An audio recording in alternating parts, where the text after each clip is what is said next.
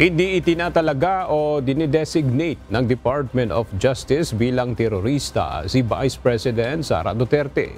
Ito ay sa kabila ng kill order niya kay Pangulong Ferdinand Marcos Jr. at pamilya nito sakaling siya ay mapatay. Sa isang panayam, nilinaw ni Justice Undersecretary Jesse Andres na wala silang ganitong hakbang laban sa Vice Presidente. Sinabi ni Yusek Andres na hindi dapat sila pangunahan sa mga gagawin.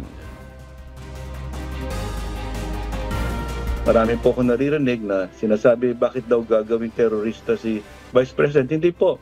Iba pong proseso yung tinatawag natin designation as terrorist. Iba pong ebidensya ang kailangan doon.